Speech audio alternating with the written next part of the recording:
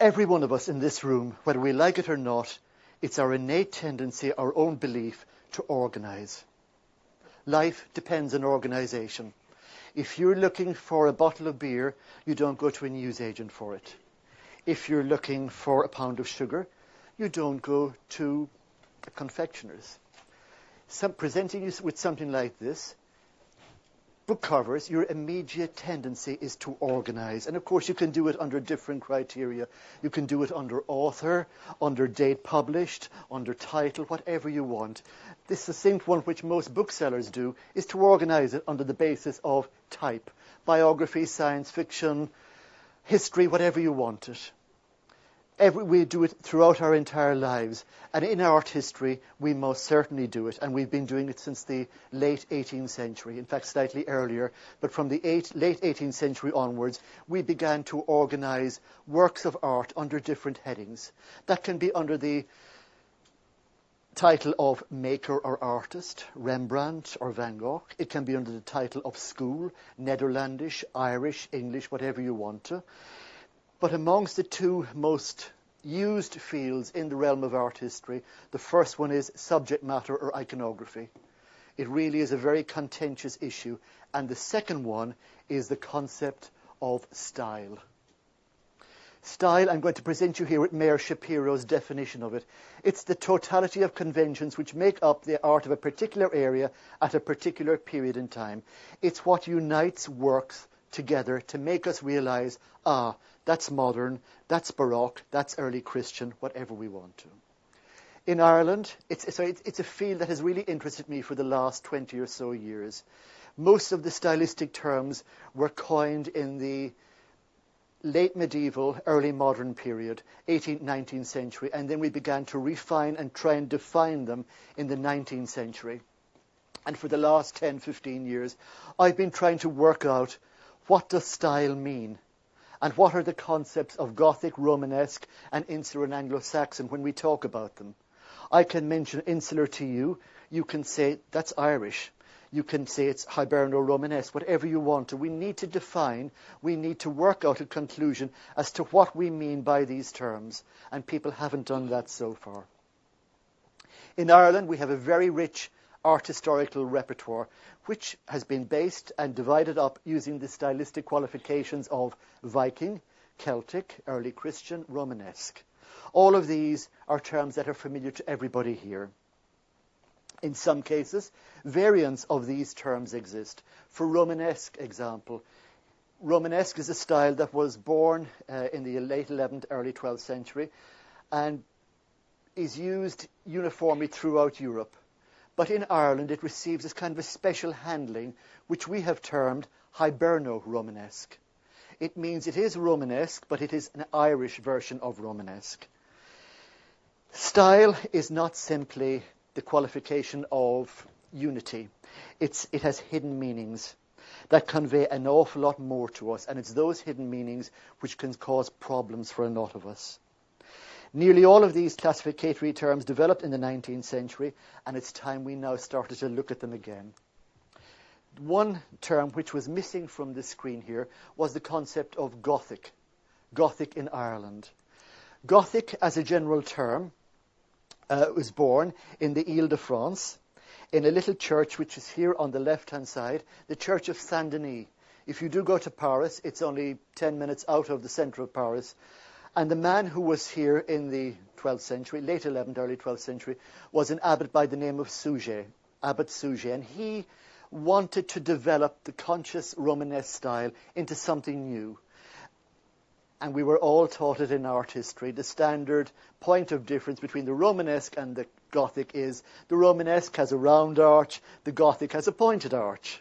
But there's an awful lot more to it than that. And it goes on right on throughout Europe until you can't say when it ends. In Germany, it goes into the 1600s. In Ireland, it could be the 1550s. The first mention of the term Gothic in relation to art is coming to us from Raphael, the artist. And he wrote to Pope Leo X in 1518, and he used the term Gothic. and he used it pejoratively. It wasn't a good term. It was an art which was barbaric for him. It was an art that fell in a vacuum between the Romanesque and the Renaissance. And this is a concept that goes right on to the present. The Middle Ages are sometimes called the Dark Ages. It's a vacuum. It's a no man's territory. We really haven't come to grips with what we mean by the Middle Ages. Today I want to spend a little time, perhaps 10-15 minutes, talking to you about the Gothic in Ireland, and then to look at how we have studied the Gothic in Ireland, or how we have not studied it. The origins of the Gothic in Ireland go back to the less than humble attempts made by Dermot MacMurrough, King of Leinster, to regain his wife Derviguilla from his arch rival Tiernan O'Rourke, who was King of Breffni.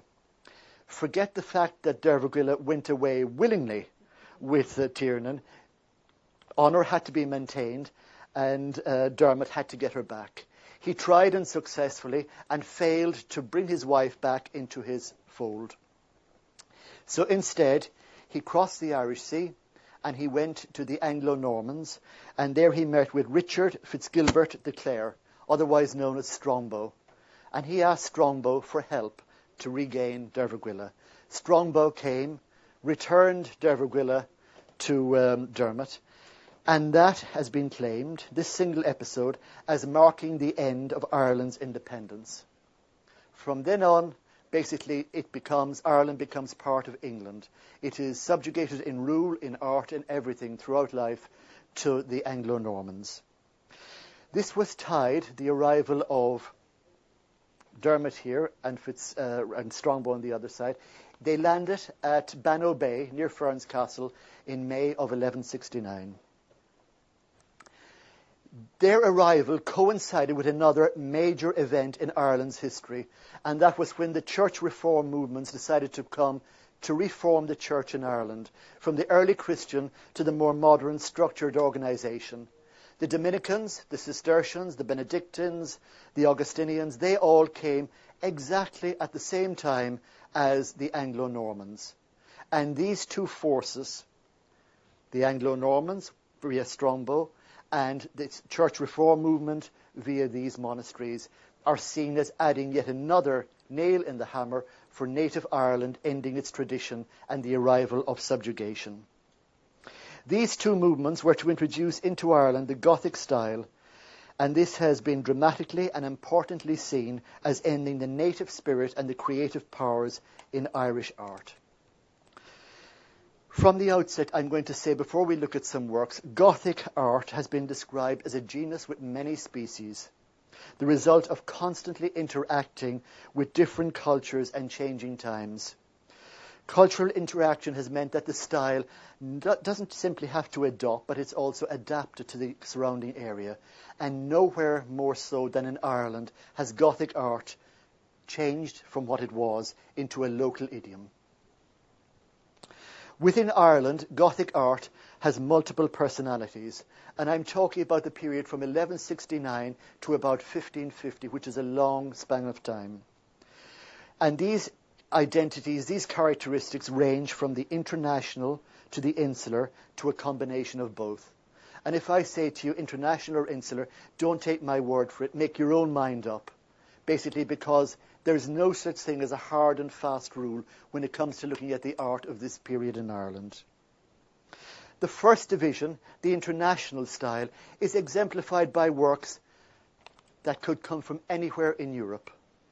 These are not distinctly Irish works. These are vestments. We know they were used in Ireland. They were probably came to us from the Low Countries. This is a wall painting. Very few wall paintings survive.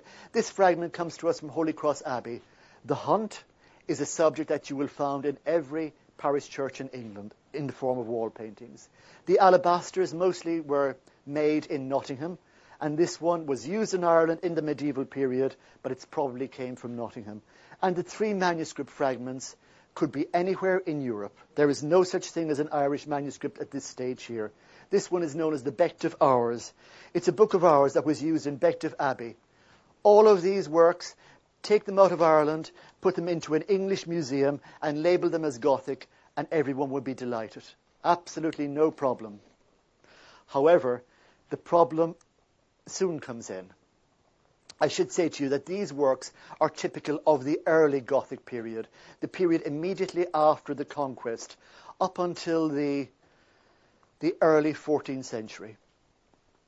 Now we have problems. And that's where the Irish began to use the art for themselves. And they adopt it and adapt it and twisted it and turned it. And that's, in many ways, left a number of people wondering what it is. This is the Mishuk. It's a shrine which comes basically from County Donegal, and it's a book shrine.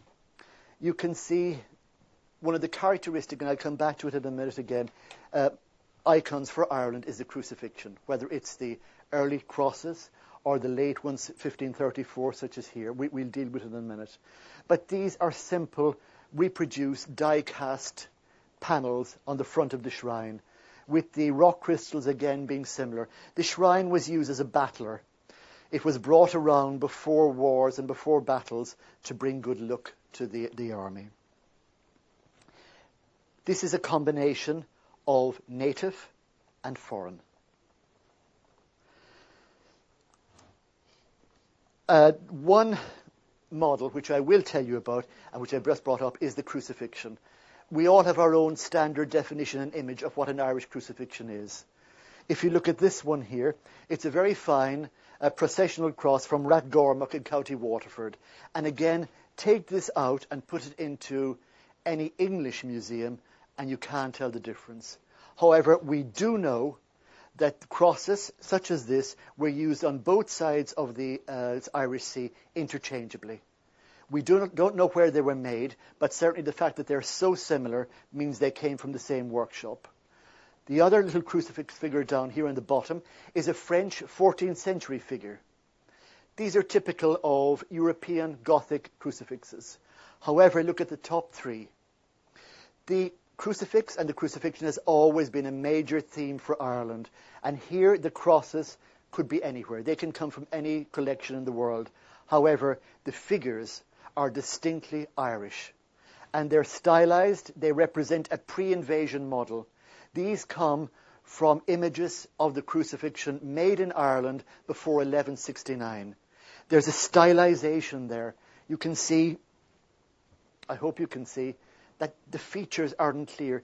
The figures of Christ on these crosses look rather animal-like. They look like apes. There's a stylization to them, which again you find in the manuscripts preceding the invasion. Through a series of unfortunate and untimely coincidences, this style of art, the Gothic style, became inextricably linked to a political situation that was to identify and shape its character until the end of the Middle Ages, and has in turn influenced our appreciation of the style right up to the present. Gothic art in Ireland was a political art and was shaped and developed by the powers of church and state on the two sides of the political divide, and represented by the Anglo-Norman and the Gael. So we have two audiences, two patrons, two styles. So in an ideal world, we would have two different styles, the International Gothic, predominating in date up to the start of the 14th century, but which of course can go on in dribs and drabs after that. And secondly, Gothic with its insular Irish elements, which is revived towards the end of the medieval period. In a similarly ideal world, we have a number of different patrons, the native chieftain and the Anglo-Norman, and the church and the state. But of course, these are all ideal. They don't exist in reality. And there are countless divisions where there are countless examples where such divisions are not valid. If one single work of art identifies this break, it is this object here. It's a wonderful shrine, badly damaged. It's only about that size in reality. And it's known as the Fecal Podrig, the shrine of St. Patrick's Tooth. The core of it wasn't used for any healing except for animals. Basically, if you had a sick animal, you walked around the animal with the Fecal Podrig and health was restored. This may have been an earlier core to the work, but what we have here is basically a shrine that was remodeled in 1376 for Thomas the Birmingham, Lord of Athenry. Here both the artist and the patron, in this case an Anglo-Norman aristocrat, are identified and named on the shrine itself. And this combines the insular and the international and presents a programme, even though it's limited, the likes of which is not found in the early Gothic period. Irish saints, narrative elements, and Irish animals are present for the first time in the second half of Gothic art in Ireland. This single work also shows how the complex cultural situation could be used by different sides of the political divide. Thomas de Birmingham was an Anglo-Norman aristocrat, and he was using an Irish shrine for his own purposes and reasons. And he was using a distinctly Irish form and iconography combined with international elements, such as a crucifix figure. So just to recap, the entire medieval period can be divided into two rough divisions. And the early 14th century is seen as the watershed in which the influences of the English, after a series of economic and social upheavals, were on the decline, and the fortunes of the Irish were on the incline, with a return to power and control of previously conquered territories. The art of the early period, from the invasion to the early 14th century, is characterized by a close affinity with the English style of the same period. The later period, from the middle of the 14th century onwards, was far more complex, with the Gothic style being used by Anglo-Normans and Gaelic throughout the country, but with a freedom that in some instances places these works certainly on the margins. They merge the Gothic style with an older tradition in a native revival of the arts that developed from the second half of the 14th century onwards. It's a revisionist program. They consciously chose to emulate the art of the pre-invasion period. And here I'm showing you examples. If you didn't know what I was talking about, there's absolutely every justification for you believing that these 4 manuscripts came from the glory days of Irish art, the early Christian period. They're similar in many ways to the Romanesque, or not Romanesque, the Book of Durrow, Book of Kells, slightly different in style. But these, in fact, are late medieval manuscripts. The Book of Ballymote is 1534. They do look wonderful, but one thing is apparently obvious, and that is they had lost the technique of working in detail.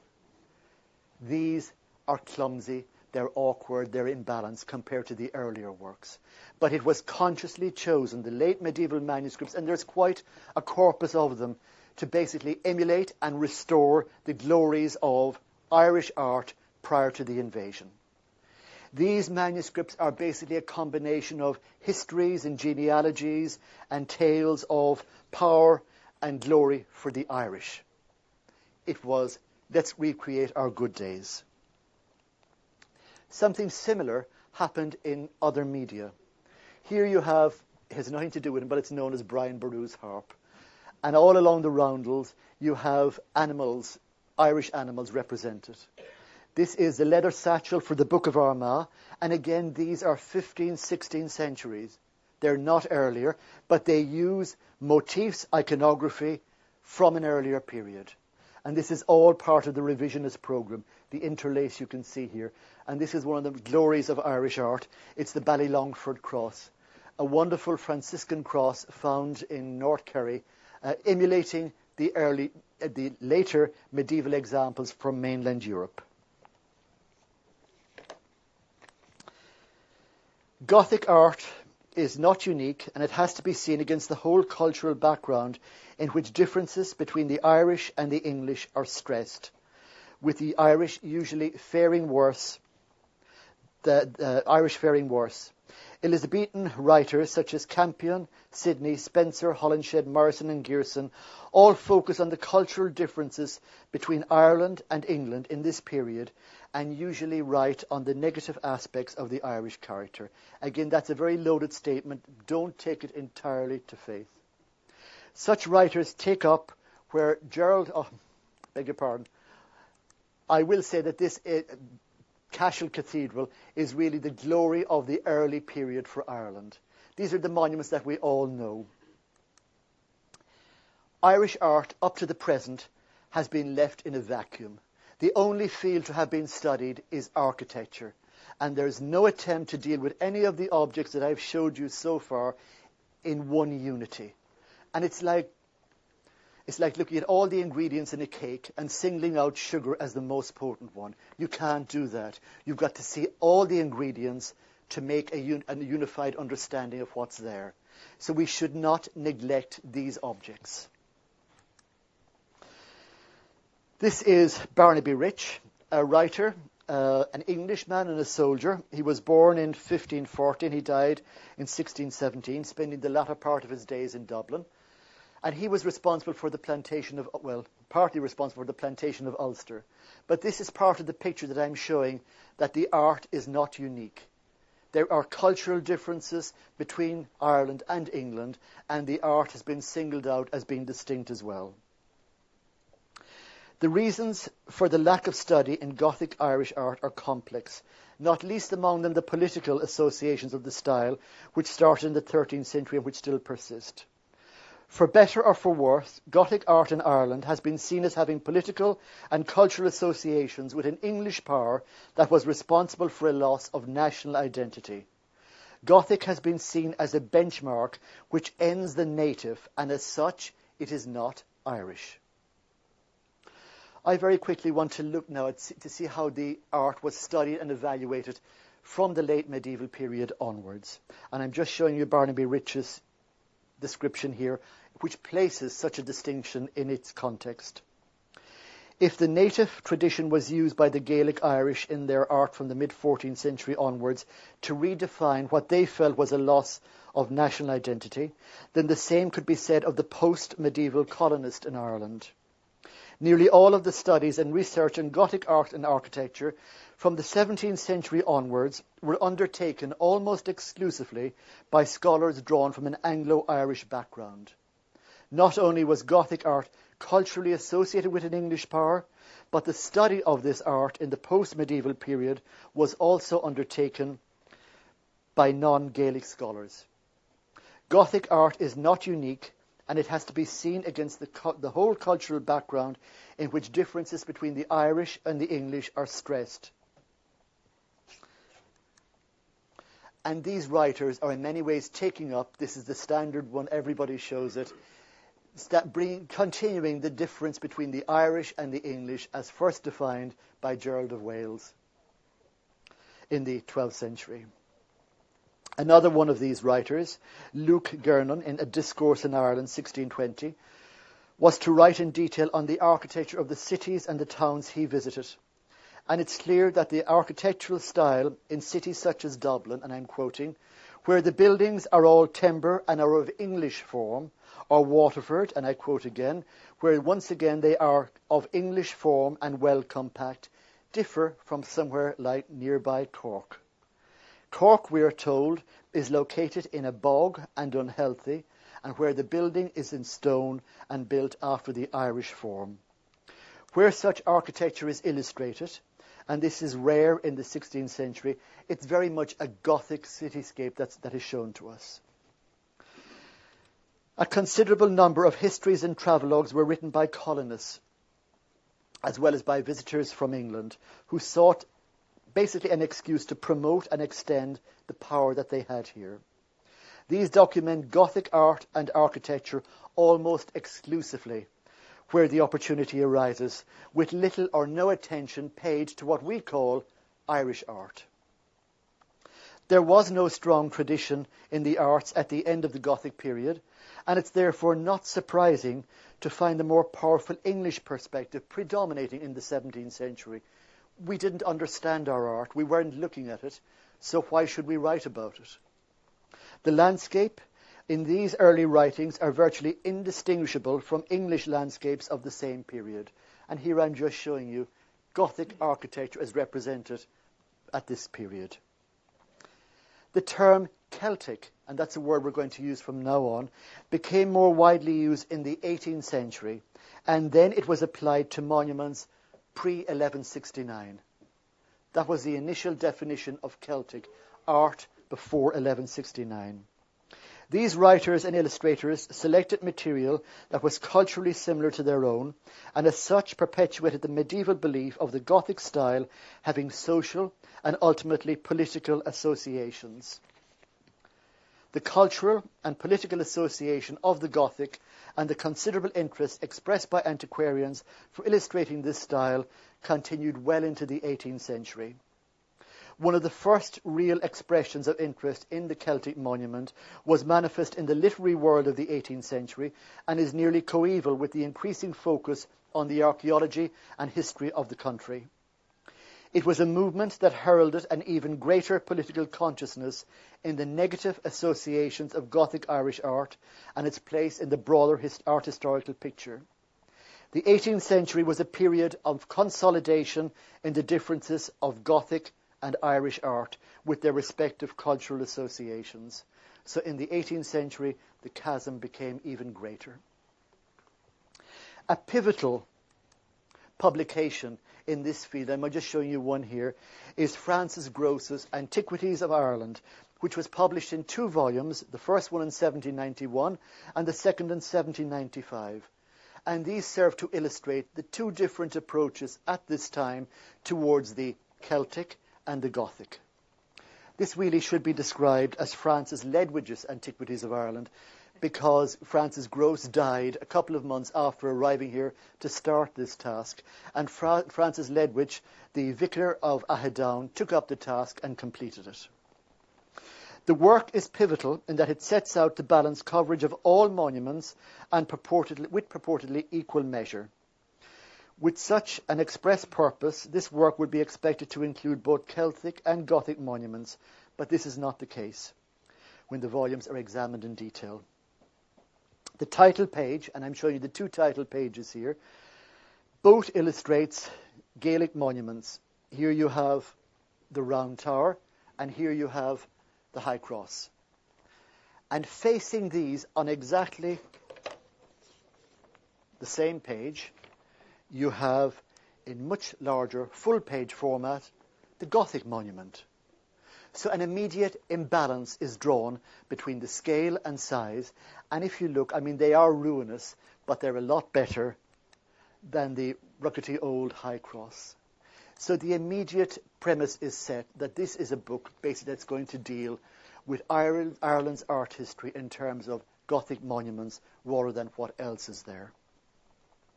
The 2 illustrations of the Gaelic monuments, they're fanciful capriccios and are approximately 1/3 the size of the Gothic and fully provenanced illustrations.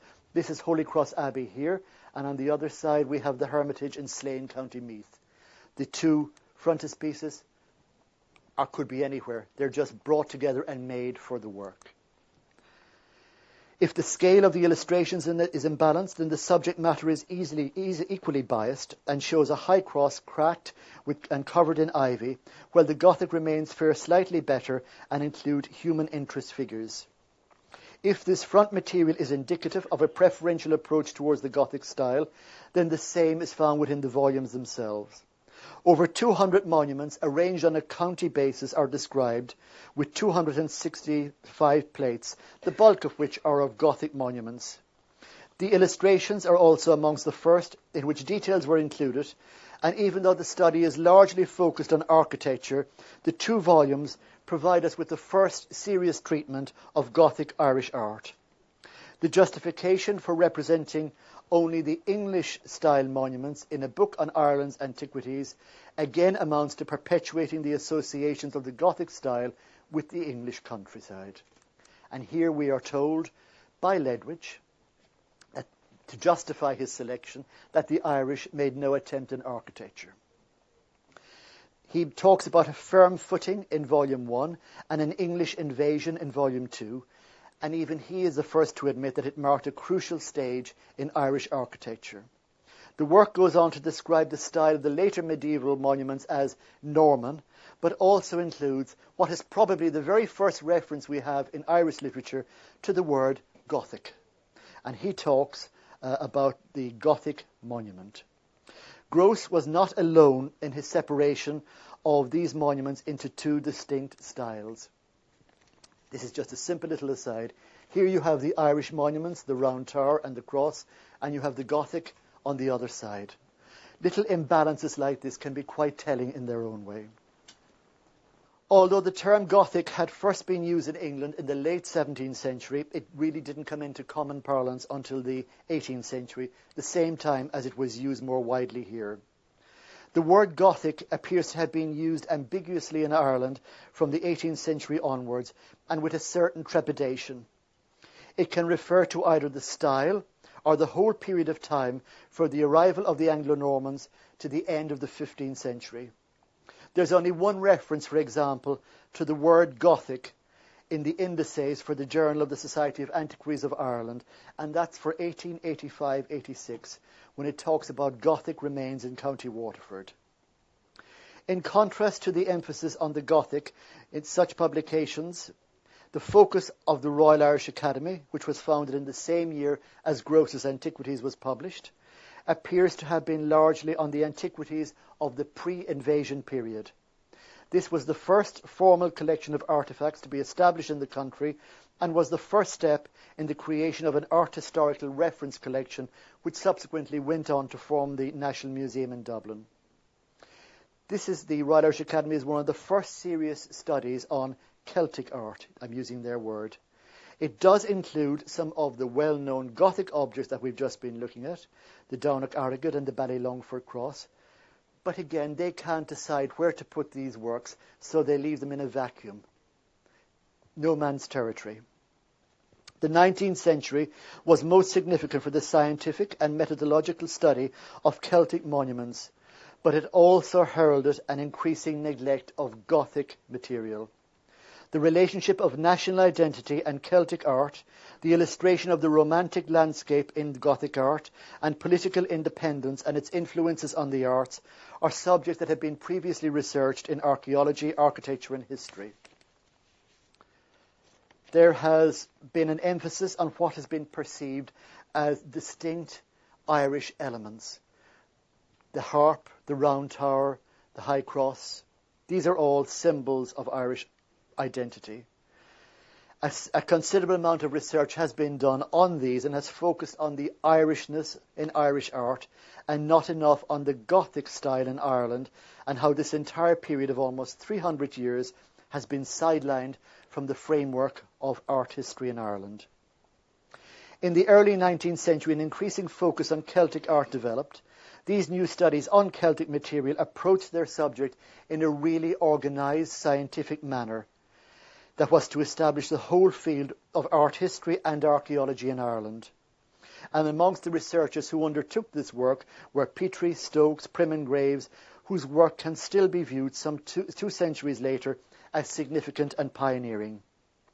The focus on Irish art was the aim of the Irish Antiquarian Society, the Dublin Society's Drawing School, the Ordnance Survey, the Geological Society of Ireland, and the Great Exhibitions, and many of the other cultural strands that would eventually coalesce into what we called the national movement.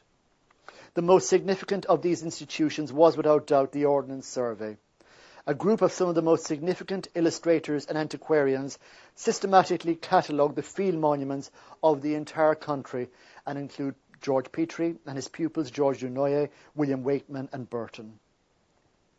I know you're going to hear a lot more tomorrow about George Dunoyer, but he was of Huguenot origins and he was very conscious, and I'm quoting here, of what was Irish and what was not in the landscape. After his death, his wife wrote to the Royal Geological Society looking for assistance, and I quote, that her husband had always been non-sectarian and non-political in his work and had attempted to promote what he could of Ireland. It's also clear that the Gaelic or Celtic revival of the 19th century, if you think of all the wonderful pieces of jewellery reproduced by Tiffany, they're all Celtic pre-invasion models. There is nothing from the later period. And again, that's another nail in our appreciation of Gothic Irish art. This was a period that Gothic objects had a formally structured knowledge attached to their meaning, a meaning that was never fully removed.